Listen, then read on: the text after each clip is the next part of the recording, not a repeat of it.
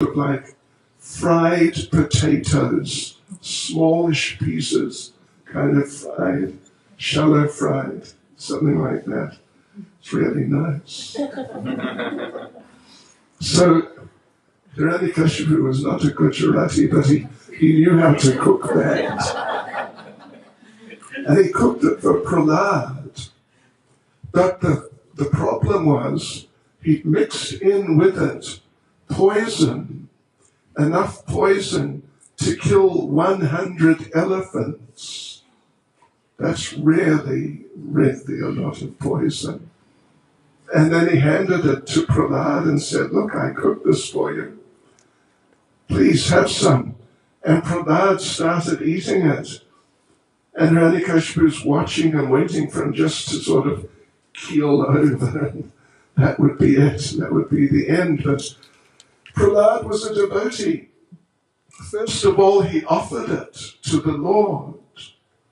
This is what devotees do with all their food. They offer it to Lord Krishna, and as a result it becomes purified. So he offered it to the Lord, and now it's actually prasad. It's prasadam, and he's eating it, and he ate the whole lot. And Hiranyakashipu he couldn't believe it. How is he still alive? But actually Prahlad was very happy. And he asked him, Daddy, is there more? Muche or chahiye. I'm sorry, that's Hindi. But anyway, yeah. And Hiranyakashipu, this great Asura, Rakshasa. Rakshasa means cannibal. Oh, what a person. He asked Prahlad, where do you get your power from? And Prahlad said, from the same place that you get it, from Lord Vishnu. And Hiranyakashipu, he hated the Supreme Lord. He hated him, absolutely despised him completely. And so he said, but he didn't need an altar because he just saw the Lord everywhere. And Prahlad, as an innocent child, when Hiranyakashipu asked him, so where is he? Where is this God of yours? Is he here? And Prahlad looked around and he saw, yes, he's here. He's here, he's here, he's here, he's here. And Hiranyakashipu was asking, is he here? And Prahlad said, yeah, look, he's here. Prahlad, as an innocent child, thought that everyone was seeing things the way that he saw things. Generally, we think like that, isn't it? We assume people see things and other people and whatnot, as we do. And Prahlad thought, his father's saying, where is he? Where is he? Can you see him? Prahlad's looking around, seeing him, yes, yes, yes.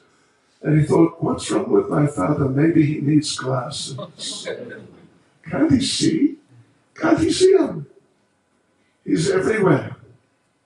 And Hiranyakashipu said, all right, if he's everywhere, is he in this pillar? You see the pillar, right? This one. Prahlad looked at the pillar and he saw there's the Lord within the pillar. And he said, just in a very straightforward way, he said, yeah, he's there. He's there. Not like, wow, he's there. Oh, that's amazing. No, just, oh yeah, he's there.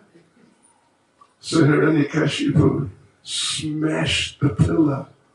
Would you believe? You know, you've heard of tough guys. He was really a tough guy. He smashed it with his fist. The pillar. Like a stone pillar, solid rock. And just smashed the pillar. But not his hand. And out came Lord Nrsingadev. Nrsinga, Nara Singh, Narasingha. Nara meaning like a human, or looking like, appearing like a person as we know each other. Singha, but he's also a lion, half man and half lion. Special form of the Supreme Lord Vishnu. And sort of, so to speak, the rest is history. And so was Hiranyakashipu. He became history pretty quickly. He was finished, torn to pieces by the claws of the Lord. So Prahlad was protected. And even in the midst of what for the average person would be some sort of horrific experience, some shocking, beyond shocking, just too horrific experience, he was happy. Because he was a child, there was some innocence there to just not be so tuned into what's going on like adults are tuned in. But still, the bottom line was that he was protected and he felt that protection. And therefore, whatever came his way in terms of negativity didn't make any impression on him at all. Even one of our great acharyas, one of our great spiritual teachers, Srila Vishwanath Chakravarti Thakur, well, let me just say that in Bhagavad Gita, chapter 2, verse 13, I won't ask who knows chapter 2, verse 13. Do you know chapter 2, verse 13? Maybe got to think about it. Anyway, Dehi nosmin yata dehe komaram yovananjara tata dehantara thvaptir. Dhiras tatra na muyati means that as the embodied soul, as Lord Krishna explains from the beginning of Bhagavad Gita, we're all eternal spirit souls, spiritual persons. But in Sanskrit, the term Atma is used. And so we're all eternal Atma, or spirit souls, or spiritual persons. So as the embodied soul, we're all in our particular material bodies right now, flesh and blood, etc. So as the embodied soul continuously passes within this body from childhood to youth to old age, the soul is going through those transitions of the body from childhood to youth, etc., middle age, old age. And of course, we're not affected by those changes. I mean, we don't become disturbed that, oh, where's my childhood body? Oh my gosh, I've got this adult body. But what happened to my child body? Oh no, it's terrible. We just carry on through all these changes of the body, and we take it in our stride.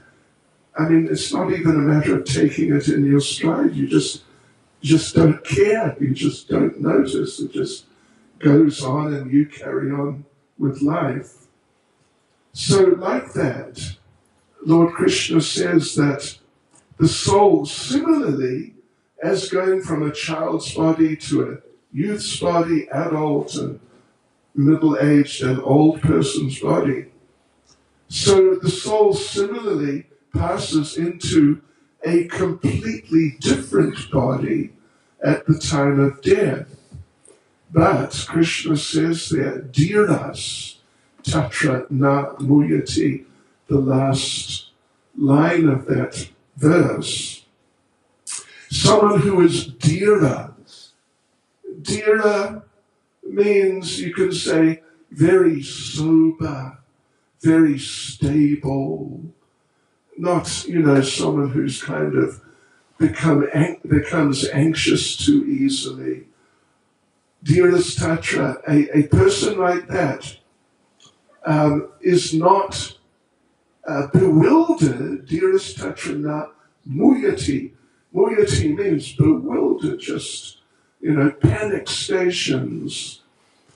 So a spiritually developed person is not bewildered by that change of body at the time of death into the next body, any more than any of us have been bewildered or, become anxious as we've gone through these different stages of our bodies through the course of our lives. So anyway, Srila Vishwanath Chakravarti Thakur, he says that not only does, if we talk about a very advanced devotee, that verse in Bhagavad Gita is not necessarily talking about a very advanced devotee, but just someone who's, they're serious about their spiritual life and they're practicing nicely. So someone like that could be any of many of you here. They're not bewildered by the change of body at death. But Srila Vishwanath Chakravarti Thakur says that difficult and painful also. So not only is the very advanced devotee able to tolerate it and not become, distressed by the whole experience, but the very advanced devotee may not even notice it. They may not even notice that the material body has died, that they're living in their spiritual bodies within the material bodies. They're not really so conscious of the material body. And so when the time of death comes, in many cases they don't even notice. And it's only later, sometime later, they realize, hey, where did my material body go? That's not here. What happened? Oh, it must have died. So this is very advanced spiritually. Not just a matter of being strong and tolerating some pain and all of that sort of thing, but their consciousness is so elevated and untouched by material experience, they don't even notice. So this is very good. And as devotees progress, then more and more they become like that. It becomes easier and easier for them to deal with situations which, for your average person in the street today in Alpen, what is it? Aspen Hills. Where are the hills? In Aspen Hills. I think there are some hills. That's not very impressive, but they're there. Your average person walking down the street, I'm sure there's a number of them here in Aspen Hills. They just are not capable of that. They're just too caught up in the immediate situation. And if things are going good, then they're happy. And if things are going bad, they're distressed. They're like constant victims of the circumstances. But gradually the devotees become more and more independent of these things. And that's very nice. Just like, there was one person, I'm sure you've heard of Valmiki, who wrote Ramayana, the original Ramayana, not Tulsi Das, but Valmiki, the old one, many years ago. He wrote Ramayana, Valmiki Ramayana. But before he did that, he was a very bad person. He was like an extremely violent criminal and like a highway robber. He would stop people on the path. So walking through the forest, stop them at knife point, your money or your life. And generally, people would just give whatever they had, and if they wouldn't, he'd kill them, and sometimes even if they gave him what they had, he still killed them. But one day, who should he meet on the path but Narada Muni? You know Narada Muni? In the old Hindi movies, the old Hindi religious movies, you've seen them.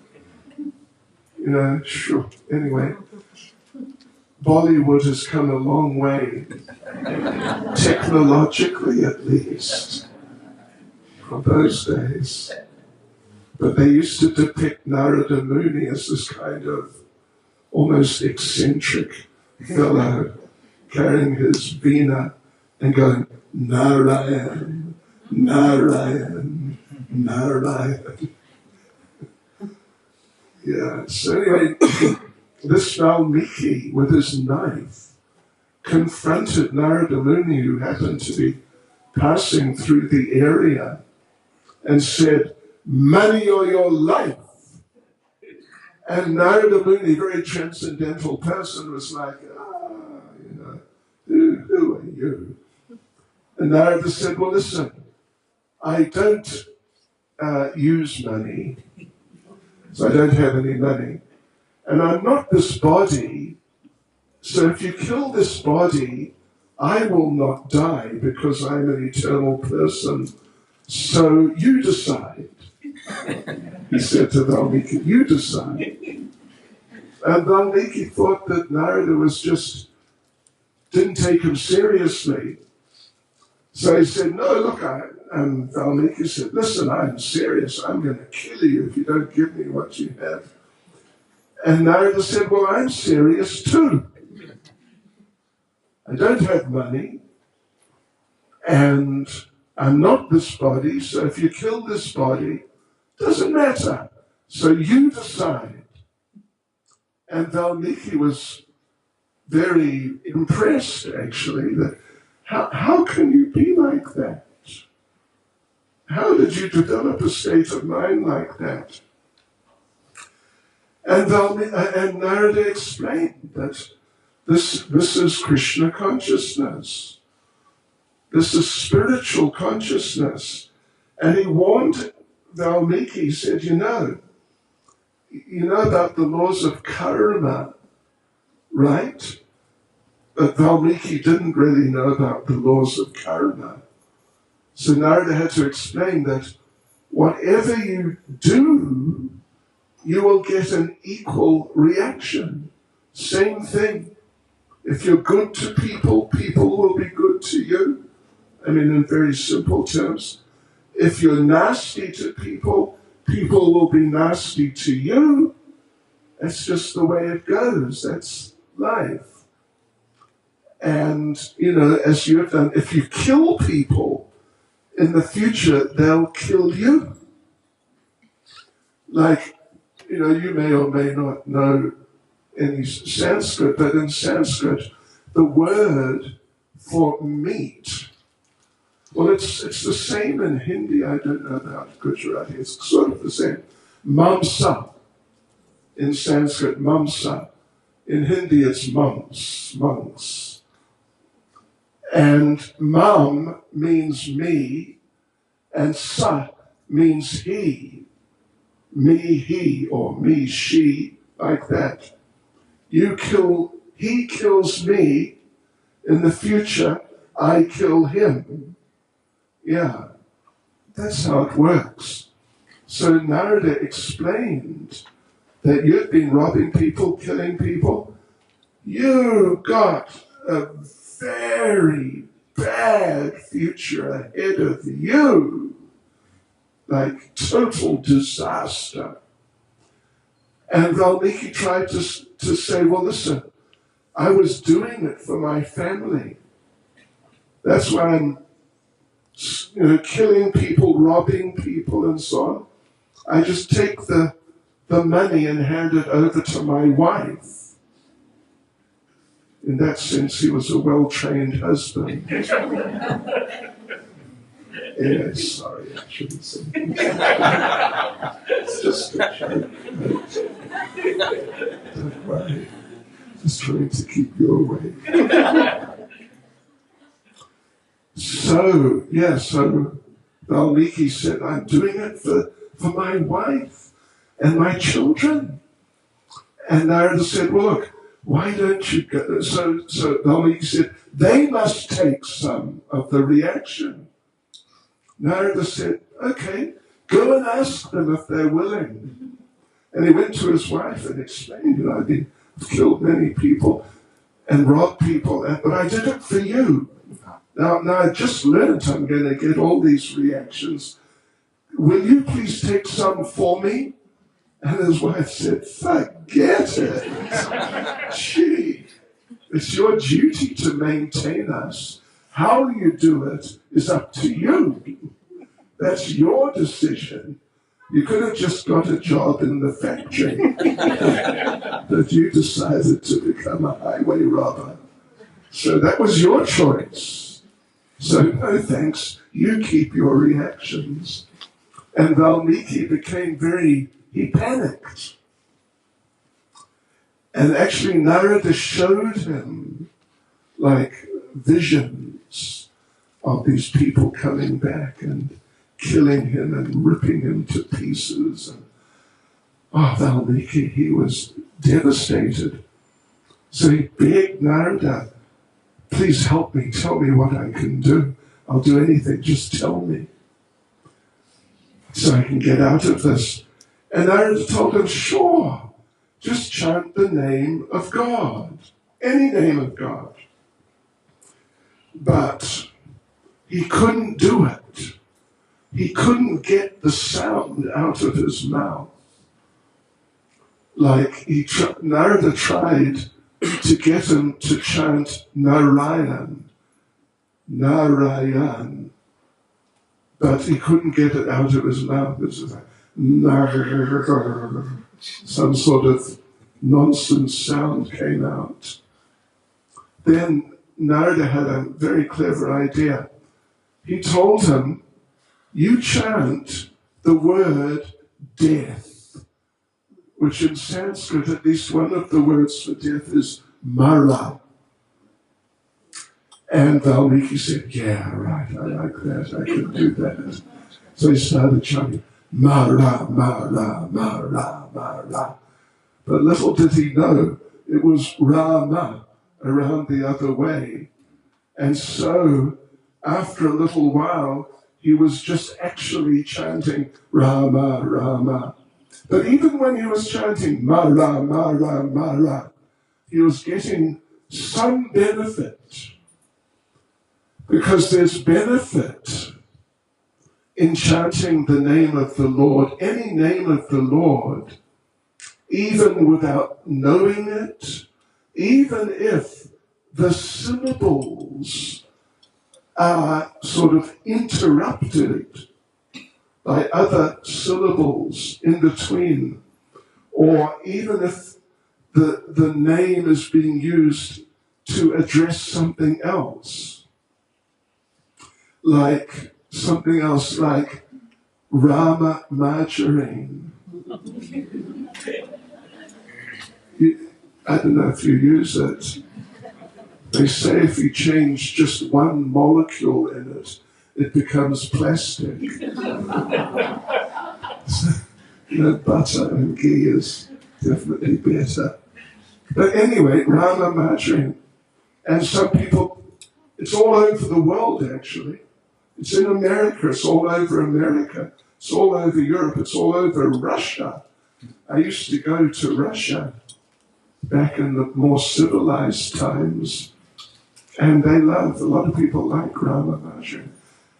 And they wouldn't take another one So, they go to the supermarket, where's the Rama margarine? Oh, well, I don't know, but look, try this one, it's some other one. And they say, no, I want Rama, only Rama. So they get benefits. Like, this, one of the previous presidents of America, Barack Obama, he used to carry as a good luck charm Hanuman. Did you know that? It's like a keychain of Hanuman. He always carried it with him for good luck. But, even a name of the Lord, even if there are other syllables in between the syllables of the name of the Lord, you still get some benefit. So if you consider his name, listen to this, you may think it's a bit far-fetched, but it's not. Barack Obama. Did you get it? Yes. Barack Obama.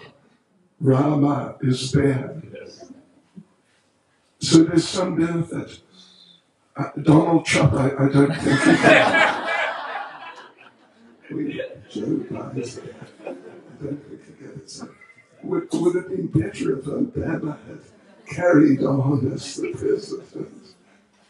In that sense, at least. I mean, none of these guys are capable, actually, of managing a country. But anyway, so yes, there was Valmiki, Mara, Mara, Mara. And before he knew it, he was chanting Rama, Rama. And on the basis of that, he just realized, it just appeared in his mind, the entire Valmiki Ramayana, which is not a small literature, 25,000 verses. He realized the entire thing. It just came from above, didn't come from nowhere. It came to him. And so, that's the old original Ramayana. If you've read it, you'd know it's what an amazing literature. What an amazing literature. So anyway, there you go. The thing is there. The point is there that we should make some efforts to cultivate spiritual life.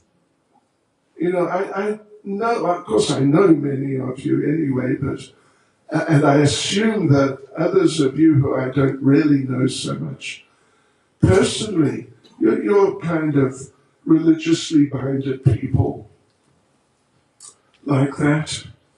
I mean, you could have been out jolling around somewhere by the lake or whatever it is. I don't know, watching television. Bollywood reruns, Kuch Kuch Hota Hai, or something. But you're here. You're here today. Congratulations. It's a very good sign. It's a really good sign. So we should try and cultivate, work on it a bit systematically, because religion doesn't just mean, as many people think, that you go, like, if you're a Christian, you go on Sunday.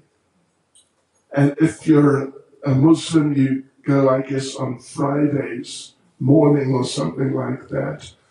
And, many Hindus on Tuesday, they'll so-called fast for Hanuman. You know what I mean? Or they'll go to the temple. And what do all these people do when they go to their place? They normally stand there in front of the altar for a little while, not long, and they do some prayer, a little prayer, but generally what they pray for is just something material. My wife is sick, please cure her.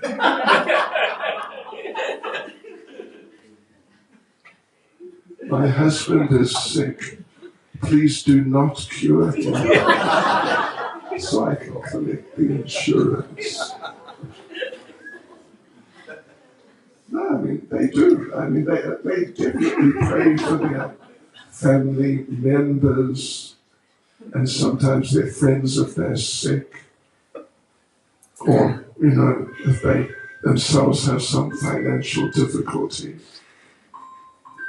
And some of you would have heard me mention how maybe just before COVID, several years ago, I met a gentleman in our temple in Chatsworth, Jagannath Temple, and he was coming in with a paper plate. On it was devotees, Ek Kela. You understand that? Yeah. Ek Burfi, Ek Agabati, and Ek Doso Pachas milliliter Dut. Clover. I'm sorry if you don't understand it. One banana, one burfi, one stick of agabati, and one small 250 milliliters clover milk. At least it was full cream and not skimmed milk. And so we got chatting just a little, and I asked him what he's doing. He said, yeah, I've taken a vow. Every day for this whole month, I will come here to the temple and offer to God this. These things. A banana burfi, agabati, and milk every day. And after the month, I want new BMW. And I told him, gosh, that would be a good deal.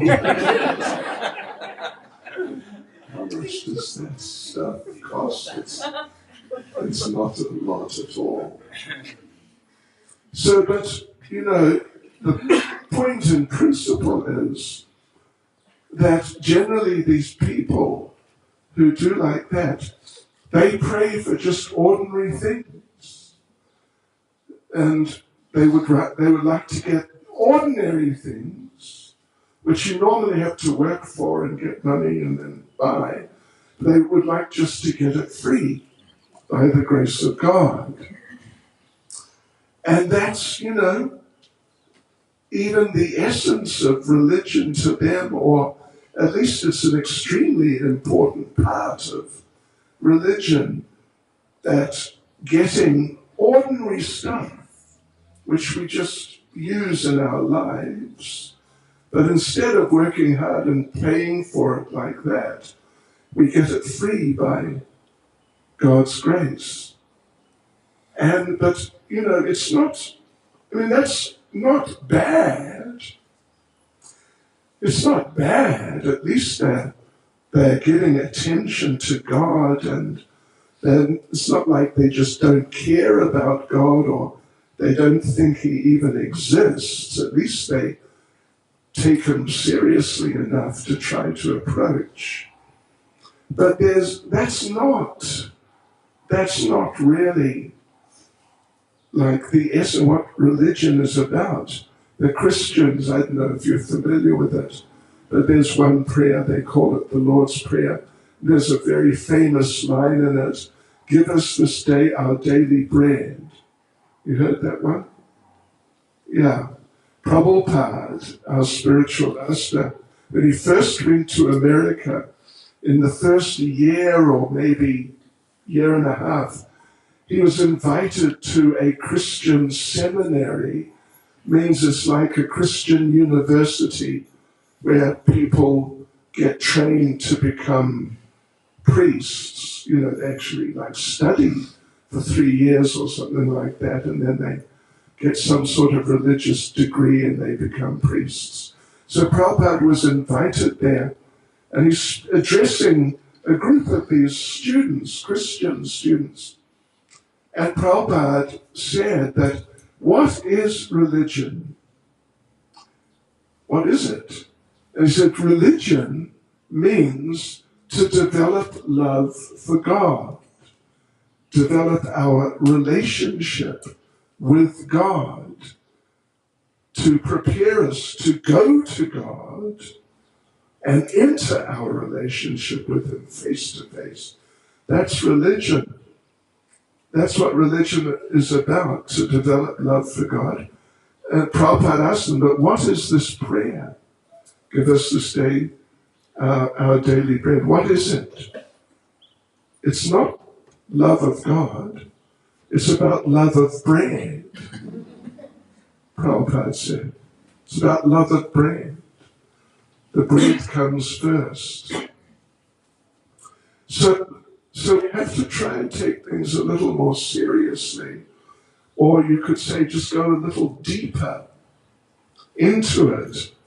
Otherwise you end up, in a very superficial and just not very meaningful at all effort in religion.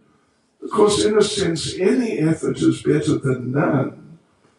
But considering what is available by the grace of the Lord, what is available, then just to get some bread or a new car or better health for a few years, it's not very substantial at all. Yeah. Particularly, as you get old, there's a few of us here, including me, who are old. Anyway. Then you start realizing that even if I got 1 billion, let's not say rands, but a more sort of meaningful currency, $1 billion. Even if you get $1 billion, but you're old and, struggle. And when you have to get out of the chair, you got to think, how am I going to get out of the chair? And I'm not joking either. You actually got to think about it. And, I can't be too far from a toilet. Anyway, Hare Krishna. If you can, stay young. If you can, don't get old. But that's not really available in this world. It's not really available. So yes, particularly as you get old, when you're young, you think, there's so much I can do and get and have such a fantastic time. But when at least I think you're in your 70s, I haven't reached 80 yet, but in the 70s you realize, what's the point of really trying to get ahead and all that sort of thing. So we should try to develop our lives in Krishna consciousness, develop our relationship with Krishna. Prabhupada, some of you would have known Bhakti Charu Swami, the late Bhakti Charu Swami who passed away in the middle of the whole COVID thing, from COVID.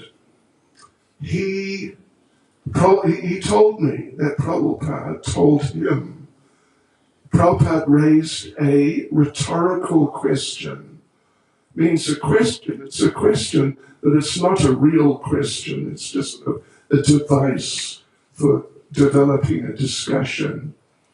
So Prabhupada asked him a rhetorical question, sort of thing. What is Krishna consciousness? And then Prabhupada answered the question. Prabhupada said, Krishna consciousness means developing a personal relationship with Krishna, with God. Personal relationship. disguised as a process.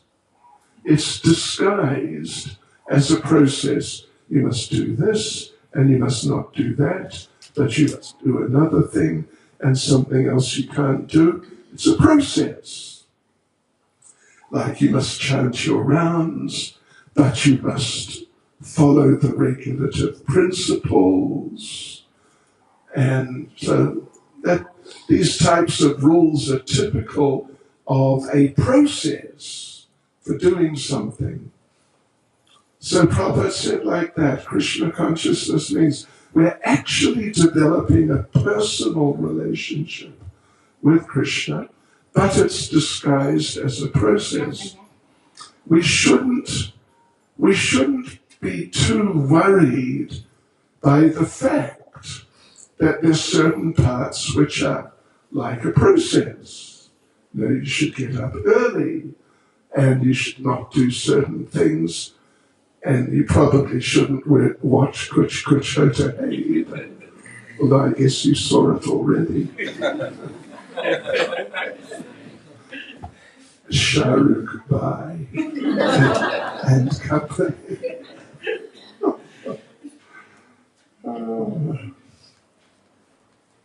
Yeah, certain things that you must do or not do, and it helps you to progress and develop your Krishna consciousness. But actually, you're getting more and more contact with the Lord, and it's becoming more apparent to you that the Lord is there in your life, actually. And there are some interactions going on, although it may be a bit subtle sometimes. But as devotees become advanced, then, of course, we can all talk to God. Wherever you are, He's right next to you. You can talk to Him. But to hear Him reply, that's another thing. You've got to be on an advanced level. But devotees who are on advanced levels, they can actually converse with the Supreme Lord, and they do. And there are many accounts of these things. Let me tell you a little story. Back in the time of Lord Chaitanya in Bengal, in the time of Lord Chaitanya means sort of 500 or so years ago, there was one great devotee. He was just a very special, dedicated devotee of Lord Krishna, who was an associate of Lord Chaitanya. His name was Mukunda. And Mukunda, he had a son whose name was Raghunandan. Raghunandan, the name of Lord Ram. So Mukunda the father is trying to train his son, Raghunandan, who's like 8, 9 years old, something like that. He's trying to train him how to offer food to the family deity on the altar at home. How to do it. Because there's a process. You've got to chant these mantras and put the food in a certain place, and you've got to bow down, chant the mantras, and do this and do that. And he's trying to train his young son to do this. And so one day he thinks, okay, well, Mukunda tells Raghunandan, you want to give it a try yourself? And Raghunandan says, yeah, I want to have a go. So you go and I'll do it, Raghunandan said. So that's what happened. Mukunda, the father, went off somewhere. Raghunandan got from his mother the plate of different types of preparations, different vegetable preparations and sweets and so on.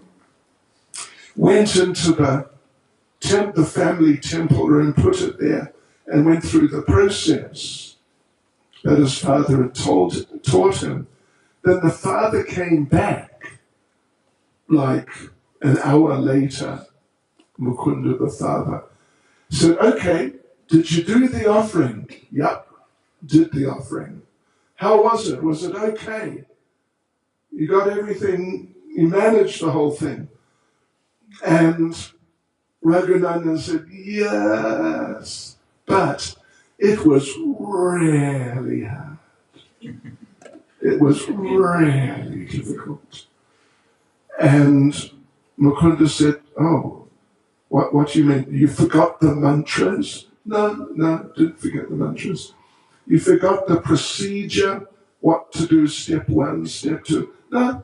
Well, what was difficult then? Getting Krishna to eat the food. And Mukunda thought, well, anyway, just didn't bother getting into it. So he said, all right. Can I have some of the prasad, please? And Raghunandan looked at him and said, prasad? There's no prasad. And Mukunda said, you mean you ate it all yourself? How did you manage that? And Raghunandan said, no, Krishna ate it. And Mukunda just couldn't figure it out. So he decided the next day he'd have the boy do it again. This time he'd sneak around the side and watch. So he did, and then in comes Mukunda, places the plate of different food preparations in front of the deity of Gopinath, kneels down and chants the mantras. And Father Mukunda's watching and he's thinking, yeah, okay, he's got it right. He's doing fine. Then he chanted the mantras. Then you're meant to go out for a while and leave it there in front of the deity and then come back later and take it away. But Raghunandan did not do that. He stayed there. And now he's looking up at the deity and he's speaking to the deity. Krishna, will you please eat the food? Krishna, will you please eat the food? Krishna, will you please eat the food? And the deity stepped down from the altar and started eating off the plate. And Mukunda, when he saw that, couldn't believe it. My son is not an ordinary human being. The Lord responds like that to him. Never responded to me like that. Anyway, he came in a little later and he asked, so, how was it doing the offering? Was it okay? And Raghunandan said, yeah, it was difficult. It wasn't as bad as yesterday, but it was really difficult. But what was so difficult? Getting Krishna to eat was very difficult, but not as bad as yesterday. And Mukunda said, well, can I have some prasad? Prasad? No, what do you mean? Krishna ate everything. So he realized that my son is very exalted devotee from a previous lifetime. Shortly after, just a few weeks later, they went, this is now in Bengal, they went to Jagannath Puri, if you know where that is in Orissa, on the east coast, kind of halfway down the east coast, heading towards Kanyakumari. And they went and met with Lord Chaitanya, who is Krishna himself. So the two came, Mukunda, the father, and Raghunandan, the son. They came, they bowed down before Lord Chaitanya and then stood up and greeted Lord Chaitanya. And Lord Chaitanya looked at them like, he studied them. And he said, listen, tell me, which one of you is the father and which one is the son? And there's like 30 years difference in their age. Raghunanda's maybe 8 years old. So who's the father and who's the son? But Mukunda thought. And then he said, actually, my Lord, I think Raghunandan is the father. He's the son. I think Raghunandan is the father. I think I'm the son. And Lord Chaitanya said, you're right. Because he who awakens your Krishna consciousness, your spiritual mentality, your spiritual consciousness, is your father spiritually. Spiritually. Materially, it may be another situation. The person may be younger, as in this case. But spiritual realization is not, God realization is not dependent on age. And it's something that carries over from one lifetime to another. So in this lifetime, someone may still just be young, but from previous lifetimes, they may have been very elevated devotees, God-conscious people. Yes, anyway, that's nice. But my point was that it's possible to develop a relationship with the Lord. And if we apply ourselves systematically to Krishna consciousness, which, as I mentioned, people think religion means you go in front of the altar and and pray for some money or some health or just something along those lines. But actually, there is a lot more to it than that. That's just, step one of a really multi-step process, yeah. So the thing about Krishna consciousness, as compared, generally speaking, to other processes, is that it is actually a systematic process for developing a relationship with Krishna, for purifying ourselves of our bad habits, and really becoming step by step more and more conscious of the presence of the Lord. That's why we are called the International Society for Krishna Consciousness, because it's about becoming conscious, becoming aware of the presence of the Lord, and then actually finding that at least sometimes interactions happen.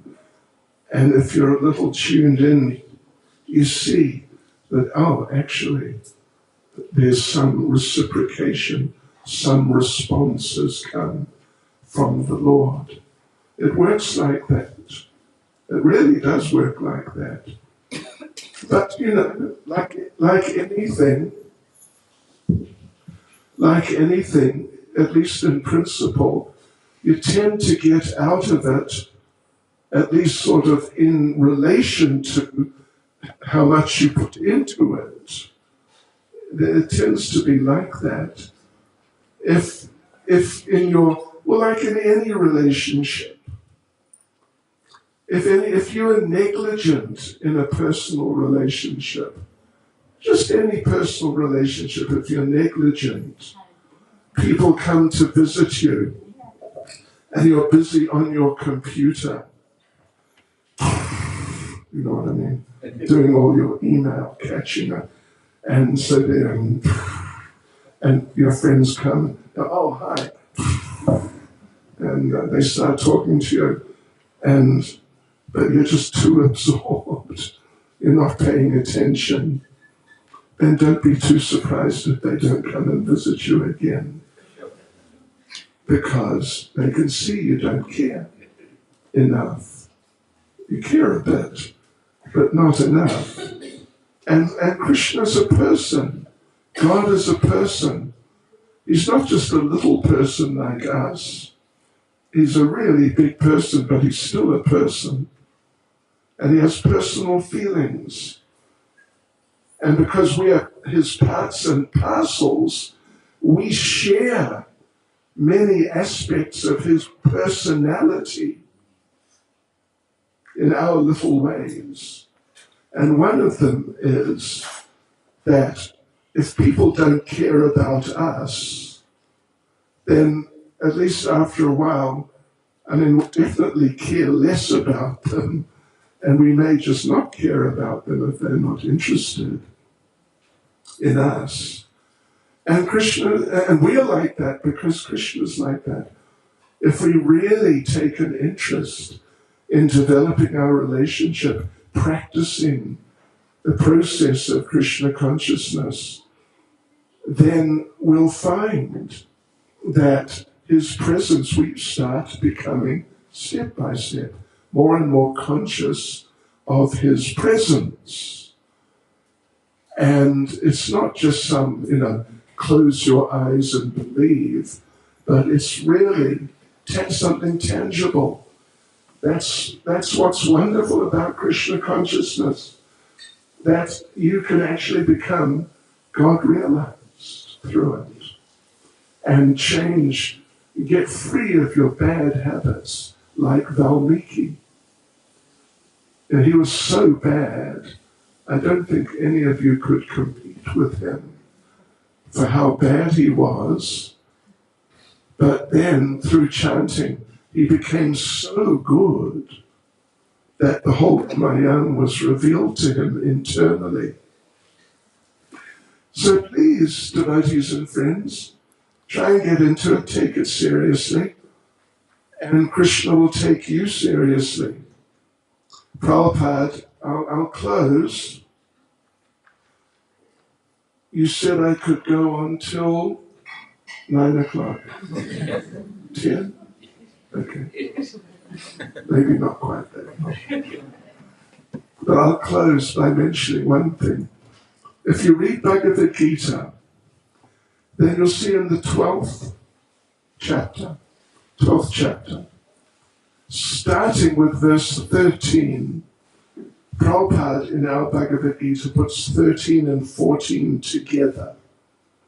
But from 13 till the end of the chapter, there's only 20 verses in the chapter, so from 13 to 20, Lord Krishna talks about that my devotee, who is, for example, very tolerant, very patient, very humble, always in a mood of service.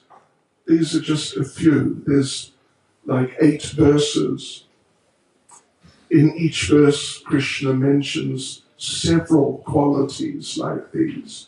My devotee who's like this and this and this and this.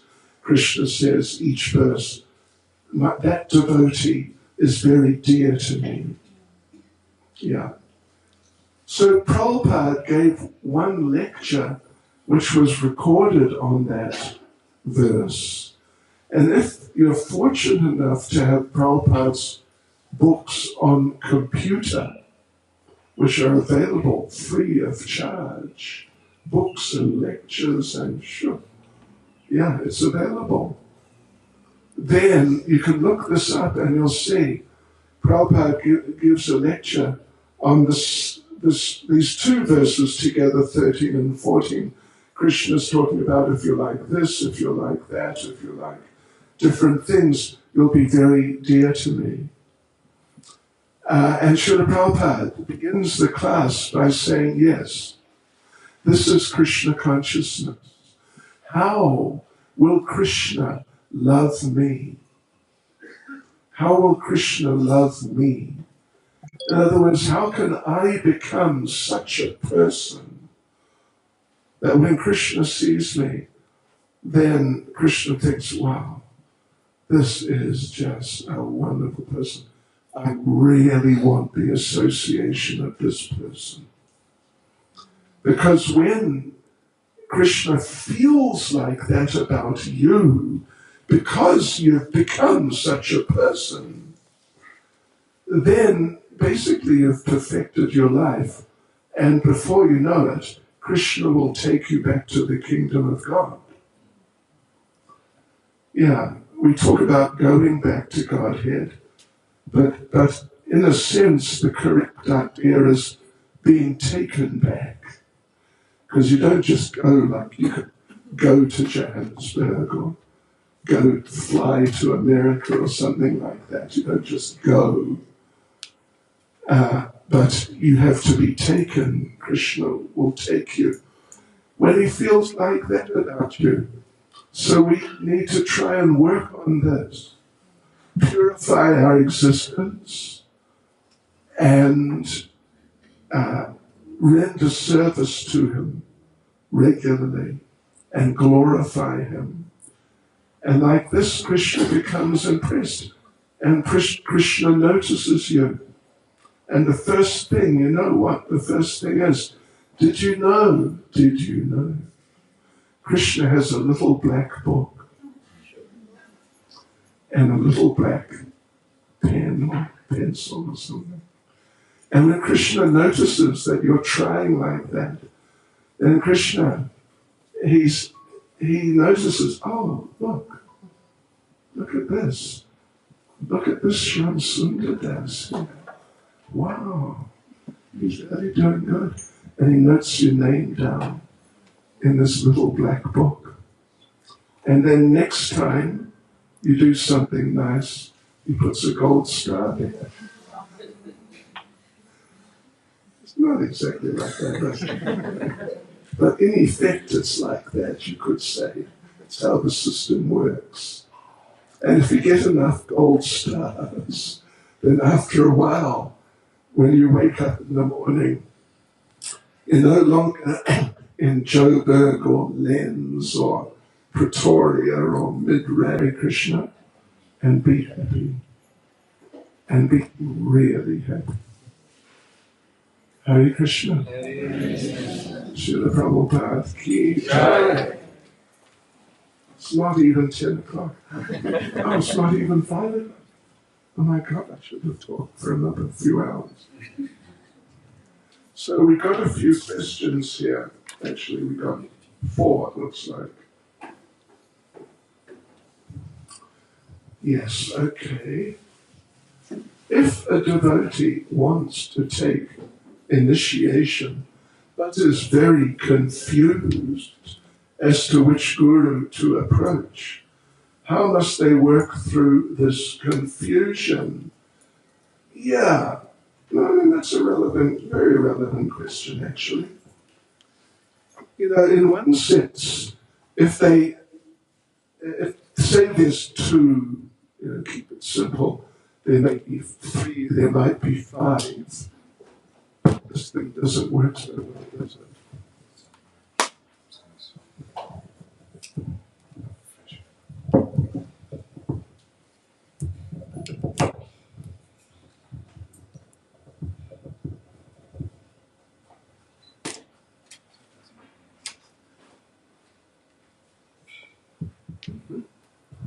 Okay, oops, not so much volume. Haribol, oh, look at that. We'll blow all the neighbors away. Yes, there we were, right. So maybe there's 2 that you sort of, you really appreciate, kind of equally or something like equally. And it's difficult to choose. I mean, there may be 3 or 4. It's not impossible, but this is a bit impossible. This is what happens when the batteries go down. Speaker battery. Oh, speaker battery. And what we're going to do about it, wait till next week. Okay. Otherwise I'll scream. Yes. So, in a certain, no, it's not good, is it?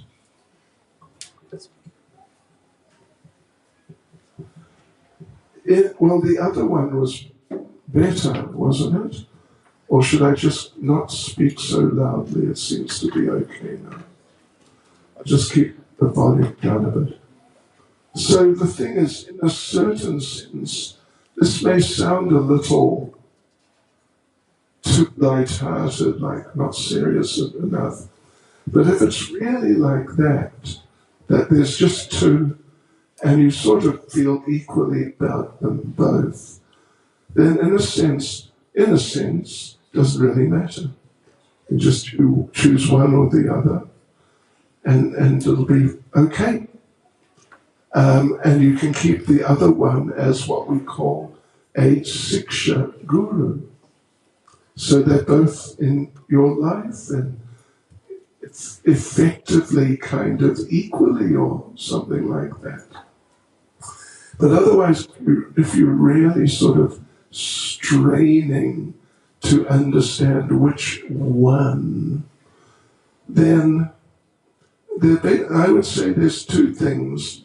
One is you can write down, a very good way to make decisions and about anything, and I mean literally anything, not just things that are spiritual, but just like anything, like what sort of television to buy, what sort of car to buy, anything, literally anything, is instead of just thinking that this one's like this, but the other one's like that, to write down the different attributes and qualities of each of the different things listed out.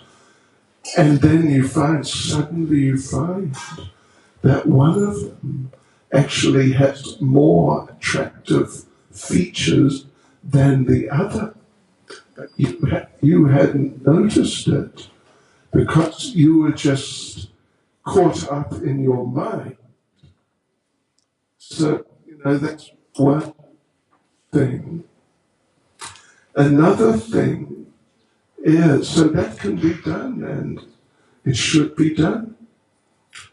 Another thing, though, is to pray to Krishna. Please help me. My Lord, this is an important decision.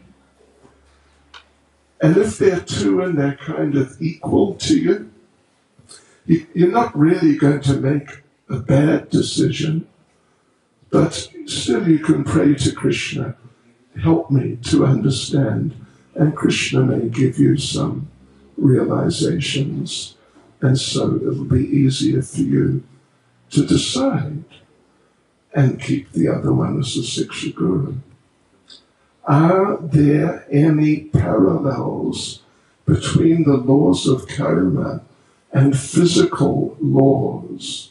For example, Newton's laws, and every action has an equal and opposite reaction. Hari Bol, that was from Shashi. Who's Shashi? Anyway, Shashi, thank you. It's a good question. Yes, of course there are parallels. In traditional Vedic society in India, or like Greater India, because India in Vedic times was at least Southeast Asia, and not just the little subcontinent it is now. But the laws of the state were the laws of karma. Those were the laws. The Muslims try and do it in their way. We don't want to say anything bad about the Muslims because they might, declare a jihad on us.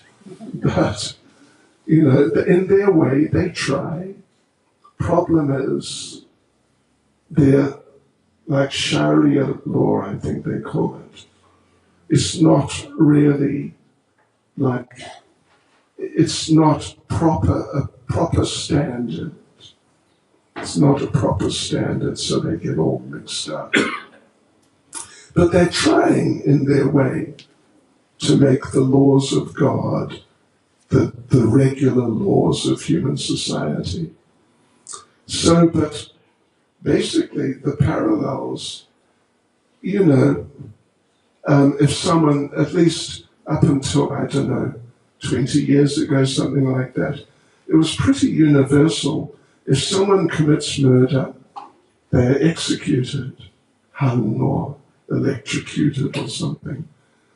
That was the normal standard. Now it's not, of course. It's only in a few places do they still kill people who have killed other people. But at least it's an attempt at a parallel, because the law of karma is, if you kill, then you get killed. You want to hear a good story? Listen to this. Are you still awake down there? Are you still alive? You're still alive. Okay. I was personally present. It was early 1973, being given Bhaktivedanta Manor just outside London by George Harrison. And Prabhupada came and stayed for several weeks. So he was giving class every morning. And one morning, the temple president from Edinburgh, Scotland, asked a question. He and some of the devotees from Scotland had come down for a few days to be with Prabhupada. So temple president puts his hand up and says, Srila Prabhupada, in our temple in Edinburgh, we have many rats because it's a very old building. It's about 300 years old. And, there's just a whole lot of rats there. So Prabhupada, is it all right if we kill the rats? Srila Prabhupada answered, if you kill the rats, you should be killed. The temple president didn't get it. So he asked Prabhupada again the same question. But Prabhupada, rats are dangerous. They carry disease, they bite, and they're dangerous. So Prabhupada, is it all right if we kill the rats? Second time. And Prabhupada just said, if you kill the rats, you should be killed. So we were living there in Bhaktivedanta Manor. We didn't have rats. It is an old building, a few hundred years old, but we didn't have rats, Haribol. We just had mice. And I mean, there was, we never counted them, but hundreds of mice. They were everywhere. I remember doing arati on the altar in Bhaktivedanta Manor. And the Mongol arati early in the morning, the mice are dancing on the altar. And so we go and chase them off and come back and continue offering the arati. By the time we've, got a few more seconds into the arati, they're back on the altar. So we didn't know what to do. So the devotees asked Prabhupada, what should we do?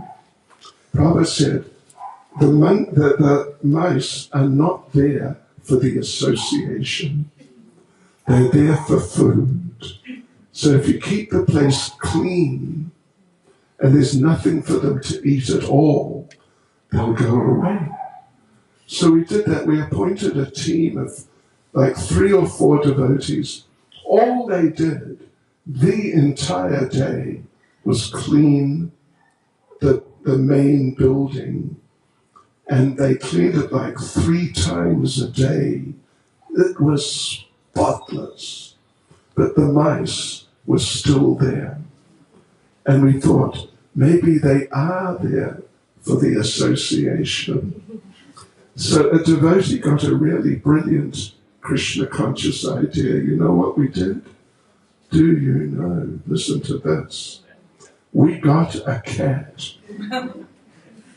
And we named the cat, listen to this, Nrsimha Devi. It was a female cat.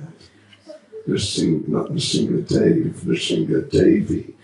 Yeah. And in a few days, there were hardly any mice around. And Nrsimha Devi had put on a lot of weight. So it was kind of natural. And when Prabhupada heard about that, he felt it was good arrangement. How did I get onto that? On laws of karma and physical laws, yeah. So there are parallels. Actually, the laws of karma should be adopted as the laws of human society. Yeah, and some of them kind of, they're in line to some degree. But because human beings speculate so much, they have, many types of laws which are not really parallels with the laws of karma. So, okay, should we focus on going home back to Godhead, or to develop love for Krishna, or help others develop love for Krishna, and in the process help ourselves? Wow, what's this? We know it's best not to pour from an empty pot, but time is short. Interesting. So yes, what should we do? Prabhupada talked about going back to Godhead and encouraged us to want to go back to Godhead. But how do you go back to Godhead? You do not go back to Godhead unless you develop love for Krishna. No, it's absolutely impossible otherwise. Just in a selfish sense, I want to go back to Godhead for me. But if we develop love for Krishna, we automatically go back to Godhead. And developing love for Krishna includes naturally trying to help others develop love for Krishna. We shouldn't just ignore others and just be self-centered. We should try to be broad-minded and give others the opportunity. And the more we do that, the more Krishna appreciates us, and the more we'll develop love for him, and he'll appreciate us more.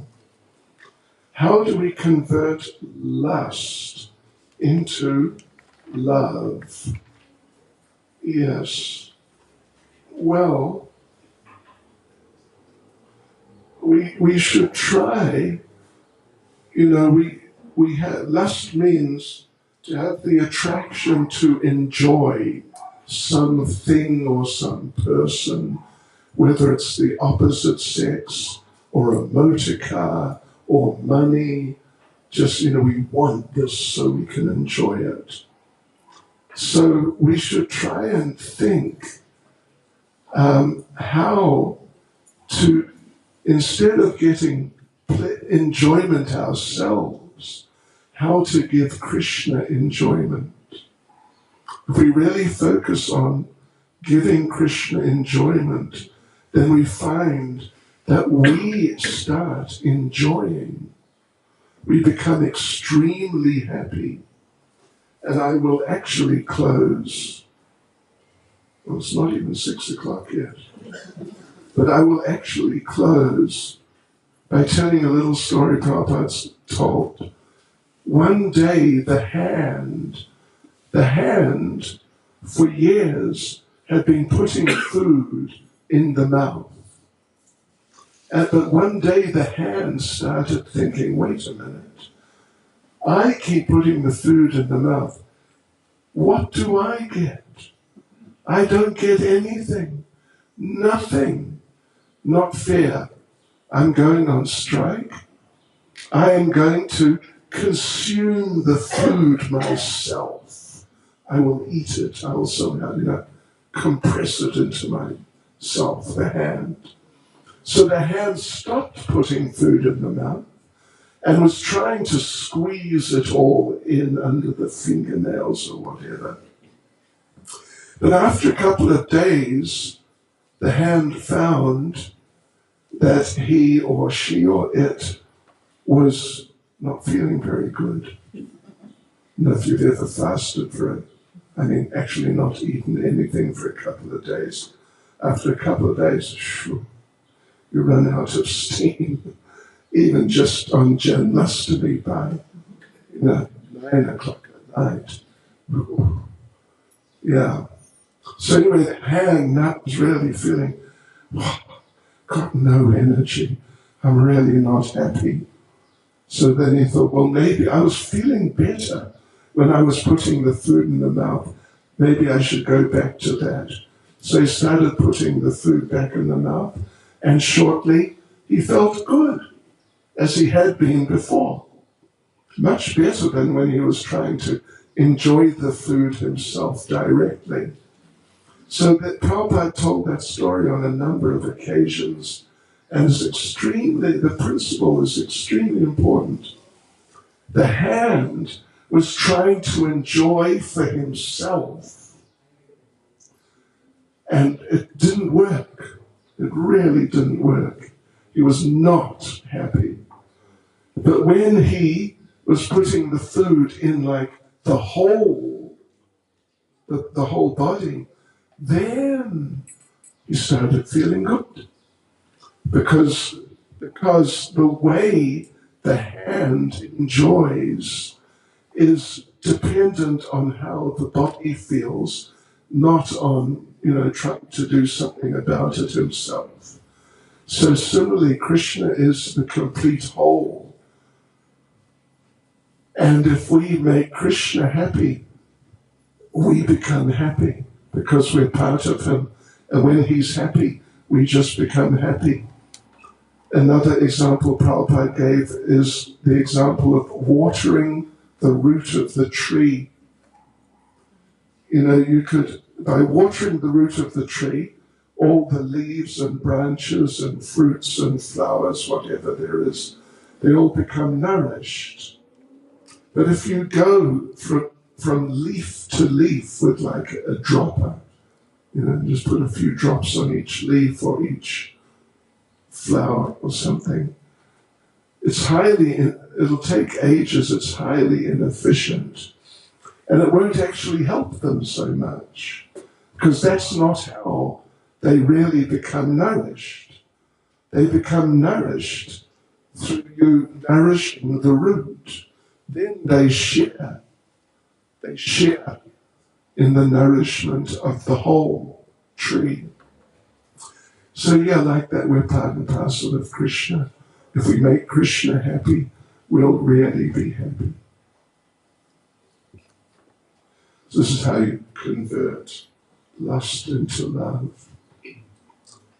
By really, like where people are interested, how am I going to enjoy? Wow. We should be thinking, how's Krishna going to enjoy? What can I do for him? What's the best thing I can do for him? And then you'll make him happy, and you'll feel happier than you ever felt before. Hare Krishna. Srila Prabhupada ki jai. So devotees, next part of our program is Maharaj going to hand us out nice cookies, cranberry cookies with nuts.